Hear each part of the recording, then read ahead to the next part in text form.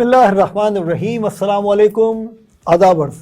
नाज़रीन व सामीन, समाज, मुआशरा, लफ्ज़ समाज संस्कृत ज़बान के दो लफ्ज़ों से मिलकर बना है, सम और आज। सम के मानी है इकट्ठा, एक साथ, टुगेदर, और आज के मानी है रहना।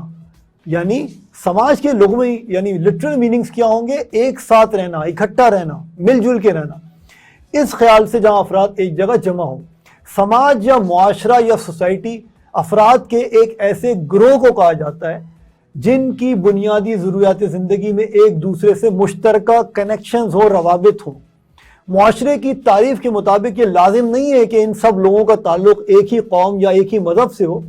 इंसानी समाज रियासत, आइन, हुकूमत की तश्कील करता है जिसमें इर्तिकाई अमल यानी एवोल्यूशनरी अमल जो है वो प्रोसेस जारी रहती है। सो आम फहम अंदाज में तो तमाम इंसानों का मजमुआ, कलेक्शन जो है वो समाज कहलाता है। आज हम समाज के हवाले से बात करेंगे। हम अक्सर एक लफ्ज़ सुनते हैं इंग्लिश में जिसे कहते हैं एंटी सोशल। एंटी सोशल का जो उर्दू में लुग़वी तर्जुमा होगा वो होगा समाज दुश्मन। लेकिन यहाँ पर कंफ्यूज होने की बिल्कुल ज़रूरत नहीं है, क्योंकि बहुत सारे लोग समाज दुश्मन नहीं होते, लेकिन वो समाज से ज़रा अलग थलग रहना चाहते हैं। इस हवाले से हम बात करेंगे। हमारे साथ मौजूद हैं फॉरेंसिक साइकोलॉजिस्ट और माहिर नफ्सियात आफ्ताब शाह साहब। Welcome to the show Aftab साहब। Thank you.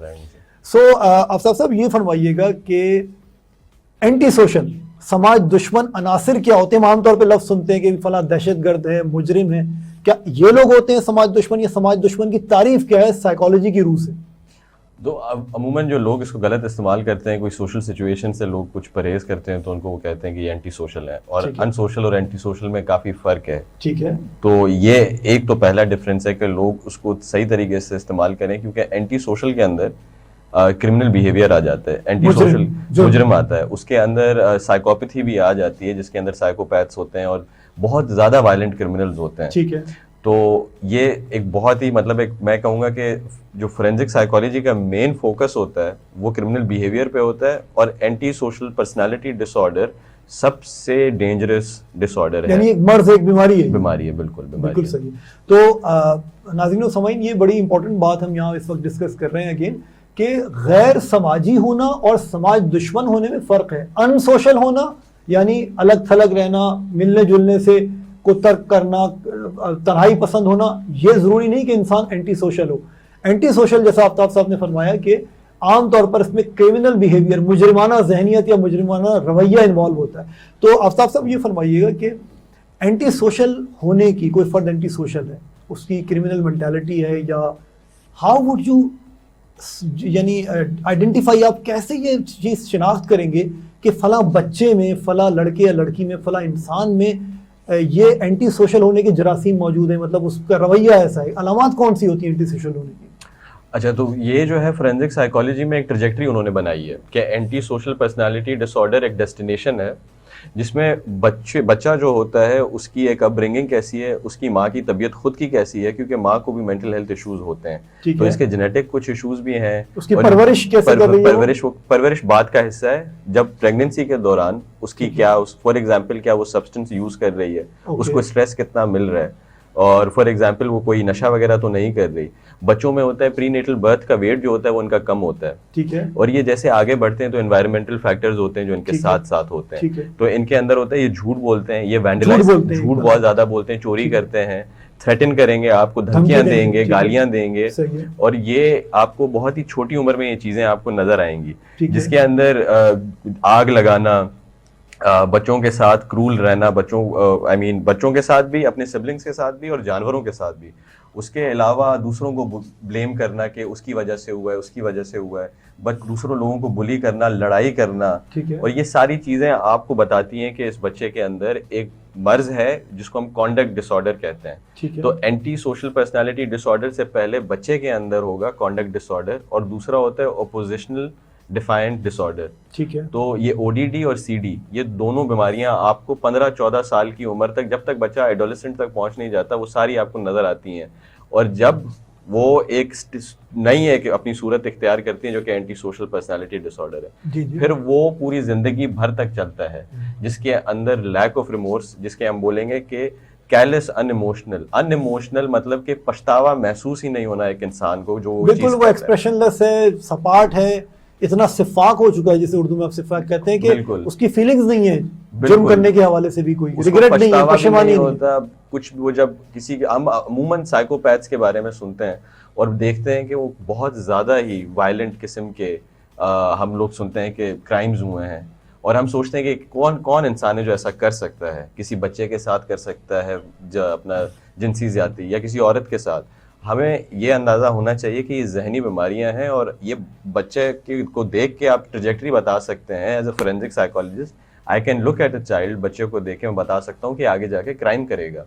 और ऐसे जो कि माहिर नफ्सियात हैं उनकी ज़रूरत है हमारे मुआशरे के अंदर, कि जो कि आइडेंटिफाई करें, जो कि प्रेजेंट सिस्टम में भी काम करें। अच्छा अफसर साहब ये फरमाइएगा, आपने कहा कि ये एक तरह की बीमारी है एंटी सोशल, यानी इसके पीछे जीन्स भी हो सकती हैं, एनवायरमेंटल हमारा माहौल भी हो सकता है, और बहुत सारे फैक्टर्स हो सकते हैं, इवन बर्थ से पहले ये प्रोसेस स्टार्ट हो जाता है। लेकिन क्या ये कहकर हम मुजरिमों को, दहशतगर्दों को एक्सक्यूज फराहम नहीं कर रहे कि भाई इनको, ये तो बीमार लोग थे, तो एक रीज़न हम नहीं दे रहे कि इस वजह से जो भी जुर्म कर रहा है वो तो बोल सकता है, या उसके बारे में कहा जा सकता है कि भाई ये तो बीमार है, जहनी बीमार है, इसका तो कोई कसूर ही नहीं, इसने जुर्म क्यों किया। ये एक साइंटिफिक डिसिप्लिन में, मैं अगर आपको न्यूक्लियर टेक्नोलॉजी के बारे में बता रहा हूँ तो मैं ये नहीं बोल रहा कि आप बम फेंकें किसी के ऊपर, ठीक है। उसी तरह है एक मर्ज को समझना, ये मैं नहीं कह रहा कि मैं उसको एक्सक्यूज कर रहा हूँ, उसको सिर्फ समझ रहे हैं ताकि उसको कर्टेल कर सकें। अंग्रेजों ने, जो कि वहाँ के वेस्टर्नर्स थे जहाँ से फोरेंसिक साइकोलॉजी आई है, उन्होंने ये अंदाजा लगाया कि बुढ़ापे में किसी का इलाज करने से बेहतर है कि जवानी में इलाज करो। बिल्कुल सही, prevention is better than cure. तो उसी ही फिलॉसफी पे चलते हुए उन्होंने कहा कि हम टीनेज में बता सकते हैं किसी बच्चे को देख के कि ये आगे जाके क्राइम करेगा, तो हम उन चीज़ों को कर्टेल करते हैं। और उसमें आप जुवेनाइल प्रिजन में, जो बच्चों के जो प्रिजन होते हैं, जब बच्चा कम उम्र में क्राइम करते हैं, उसमें आप इनको ट्रीट करें बनिस्बत के आखिर में जाके जब जेल से निकल रहे हैं वो, क्योंकि क्राइम का भी जो एक साइकिल होता है वो यूं बेल कर्व की तरह जाता है कि जवानी के अंदर जब आपके अंदर गुस्सा भी ज्यादा होता है तब आप ज्यादा क्राइम करते हैं और बहुत बड़ा क्राइम कर चुके होते हैं, फिर उसकी सजा पूरी जिंदगी आप भुगतते हैं। 40s 50s में क्राइम का रेट वैसे भी उस इंसान के अंदर भी वो कम हो जाता है। बिल्कुल, तो ये चीज़ एक है। राइट। नाज़रीन और सामीन, हम बहुत इंपॉर्टेंट मौजू को आज डिस्कस कर रहे हैं, समाज दुश्मनी यानी एंटी सोशल बिहेवियर इंसान में क्यों होता है, कैसे होता है और इसकी क्या अलामात होती हैं। अभी वक्त हुआ है ब्रेक का, आपको जाना कहीं नहीं है, क्योंकि इस ब्रेक के बाद हम अपने मौजू को कंटिन्यू करेंगे। हमारे साथ मौजूद हैं माहिर नफ्सियात आफ्ताब शाह साहब, कहीं नहीं जाइएगा, स्टे ट्यून्ड।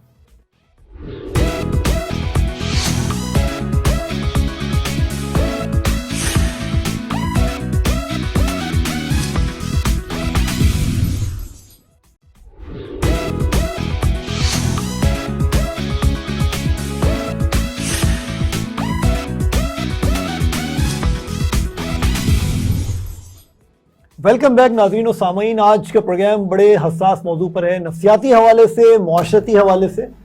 हमारा मुआशरा ख़ास तौर पे हमारे मुल्क में इस वक्त ज़ाहिर है कि अनफॉर्चुनेटली, बदकिस्मती से, अल्लाह का शुक्र है, बेहतर है कि दहशतगर्दी जो है काफ़ी हद तक कंट्रोल हो गई, लेकिन हमने 2001 9/11 के बाद से जो दहशतगर्दी की लहर थी वो बहुत शदीद हमने देखी और उसमें बहुत सारी अनगिनत कुर्बानियाँ भी थी। दहशतगर्दी के हवाले से हम ये बात करेंगे। ब्रेक से पहले हमारे साथ माहिर नफ्सियात आफ्ताब शाह साहब ने, जो मौजूद हैं हमारे साथ एज अ मेहमान आज, उन्होंने फरमाया कि आम तौर पर जो एंटी सोशल बिहेवियर या समाज दुश्मन रवैया होता है, यानी बेसिकली इसके पीछे एक मुजरमाना जहनीत या मुजरमाना मेंटेलिटी इन्वॉल्व होती है। तो इस हवाले से आफ्ताब साहब ये फरमाइएगा कि दहशतगर्दी और एंटी सोशल बिहेवियर में क्या राब्ता है। मतलब आमतौर पे हम सुनते हैं कि छोटे छोटे बच्चों को या लड़कों को जो है वो ब्रेन वॉश करवाया गया और उनकी ब्रेन वॉशिंग की गई, उसके बाद जो है उनको आमादा किया गया कि वो बम मान के फट जाएं।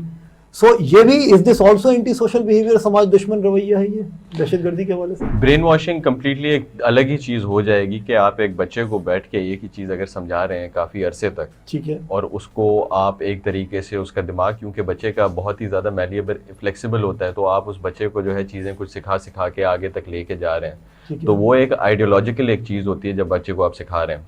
एंटी सोशल से वो बिल्कुल ही मुख्तलिफ है। जैसे मैंने कहा कि एंटी सोशल में बच्चा जो है एक तरीके की चीजें कर रहा होगा, जिसके अंदर बदतमीजी होगी पेरेंट्स के साथ, लड़ाई होगी, अब्यूज होगा, स्कूल में उसकी परफॉर्मेंस अच्छी नहीं होगी। ये रिलेटिवली जिसकी हम बात कर रहे हैं, जो ब्रेन वॉशिंग के कॉन्सेप्ट में, उसमें ओबीडियंस होता है। यानी ऐसा हो सकता है कि दहशतगर्द एंटी सोशल ना हो, ये पॉसिबिलिटी है? ये बिल्कुल पॉसिबिलिटी है। वो अपने आप को नजरियाती बेसिस पे करेगा और आगे जाके वो अपने आप को जस्टिफाई ऐसे करेगा, जो हम अमूमन हर किसी इंसान में देखते हैं जो क्रिमिनल होता है, जिनके अंदर ये होता है कि जब रिमोर्स होता है, जिसके अंदर मतलब वो पछतावा महसूस करते हैं, रिग्रेट होता है, वो फिर अपना ज़मीर के लिए क्या करते हैं, वो उस इवेंट को मिनिमाइज करते हैं अपने दिमाग में, जस्टिफाई करके उसको ये सोचते हैं कि इतनी बड़ी बात तो नहीं थी फॉर एग्जाम्पल, या फॉर एग्जाम्पल के उसको जस्टिफाई करेंगे, रैशनलाइज करेंगे अपने दिमाग में कि क्योंकि ये हुआ था तो इस वजह से मैंने ये किया, मेरे साथ भी तो गलत हुआ था, रिवेंज किया मैंने, तो वो अपने दिमाग में अपने आप को रैशनलाइज करते हैं और जस्टिफाई करते हैं। ठीक है। अच्छा, ये फरमाइए आफ्ताब साहब कि इलाज आपने बच्चों का बताया कि सबसे बेस्ट बात तो ये है कि इंसान अगर इसको एज अर्ली एज पॉसिबल, जितनी जल्द मुमकिन हो सके, इस बीमारी की जड़ को पकड़ ले, वो अलामात देख ले बच्चे में।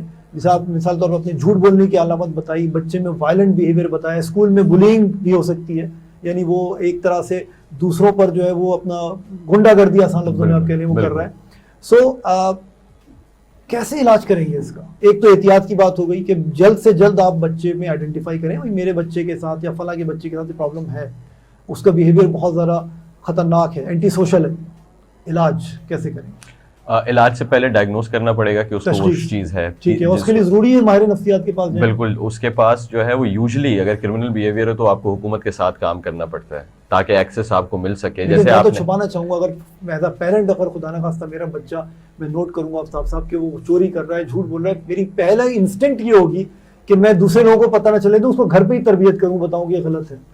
अच्छा, आपने ये भी नोटिस किया होगा कि काफी ज्यादा, मैं इस पे मुझे अचानक से एक केस भी याद आ गया जो कि शाज़ेब मर्डर केस था। जी जी। कि उस चीज के अंदर भी वो लड़के नौजवान थे जिनके पास एक गन थी, अपने पास टीनेजर्स थी जिन्होंने हमला कर दिया। तो आपकी बात सही है कि अगर के पावरफुल पेरेंट्स होते हैं तो वो अपने बच्चों को बचा देते हैं, उस चीज से बचा लेते हैं और पता नहीं चलने देते कि इनके साथ कोई जहनी मसला भी है।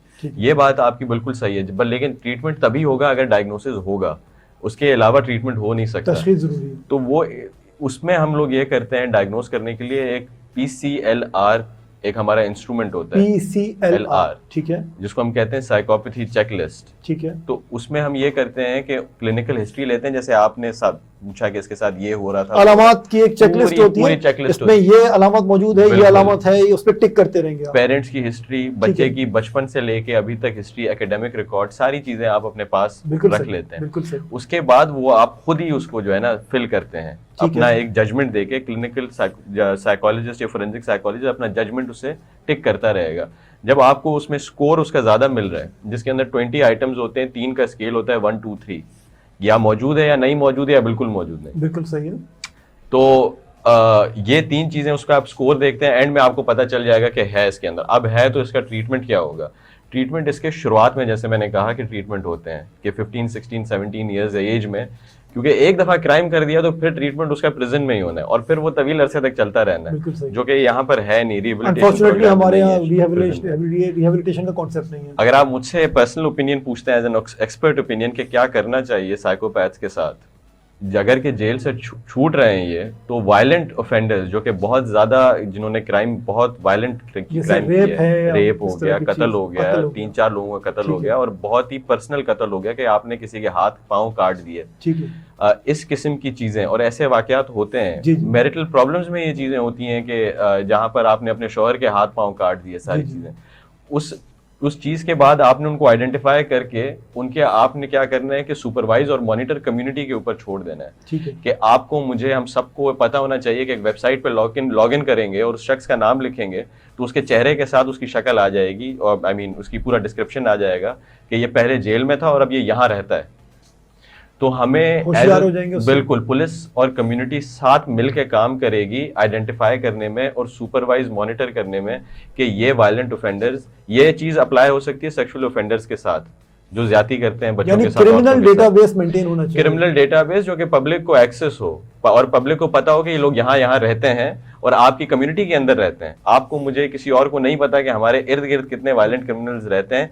यहाँ तक कि कराची सेंट्रल जेल कराची के बीच में, ये अनप्रेसिडेंटेड बात है, ये अजीब सी बात है। पूरी दुनिया को अगर हम कहीं पर भी बताएंगे ये लोग हंसेंगे हम पे कि आप जेल बीच में आपने रखा हुआ इस शहर के, और ये अगर के छूट गए गलती से, निकल गए गलती से, कुछ हो गया खुदा ना खास्ता, तो ये छुपेंगे कहाँ पे जाहिर बात है आपके घरों में ही आएंगे। ये इट्स अ सिक्योरिटी कंसर्न जो लोगों को रियलाइज नहीं करता। ये बहुत एक सीरियस इशू है। राइट। तो अच्छा, मुख्तसरन मैं बहुत इसका मुख्तसरन जवाब चाहूँगा क्योंकि प्रोग्राम का वक्त ख़त्म हो जाता है। ये फरमाइएगा कि काउंसलिंग की कितनी इंपॉर्टेंस है इस हवाले से, यानी काउंसलिंग एक तो माहिर नफ्सियात करता है, साइकाट्रिस्ट करेगा, या पेरेंट्स, या क्या किस हैसियत से कर सकते हैं, समझा सकते हैं बच्चों को? क्या घर में भी कोई काउंसलिंग हो सकती है एंटी सोशल बिहेवियर के हवाले से, समझाया जा सकता है बच्चों को कोई चीज़? अर्ली इंटरवेंशन इसमें बहुत ज़्यादा ज़रूरी है।